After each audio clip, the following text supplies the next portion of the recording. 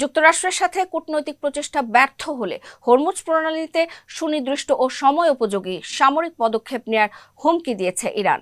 নাম প্রকাশ না করার শর্তে দেশটির একজন জ্যেষ্ঠ কর্মকর্তা বার্তা সংস্থা রয়টার্সকে এই তথ্য জানিয়েছেন।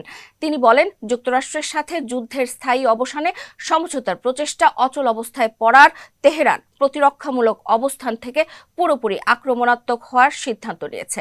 ওই কর্মকর্তা বলেন, হরমুজ প্রণালী ও এর আশেপাশের এলাকায় উত্তেজনা বাড়ানোর জন্য ইরানের সংশ্লিষ্ট সংস্থাগুলো প্রস্তুত থাকতে বলা হয়েছে। কূটনৈতিক প্রচেষ্টা ব্যর্থ হলে যুক্তরাষ্ট্রের নৌ অবরোধ ভাঙতে ইরানি বাহিনী সামরিক পদক্ষেপ নেবে। ইরানের দাবি, সমঝোতা স্মারকের ৫ম ধারা অনুযায়ী ওমানের সাথে ভাগ করা হরমুজ প্রণালী পরিচালনার অধিকার আছে তাদের। তবে ওয়াশিংটন এই ব্যাখ্যা প্রত্যাখ্যান করেছে। এই অবস্থায় যুক্তরাষ্ট্রের সামরিক কার্যক্রমে সহায়তা করা শিপিং কোম্পানি ও সংশ্লিষ্ট প্রতিষ্ঠানগুলোকে কঠোর পরিণতির হুঁশিয়ারি দিয়েছে ইরান।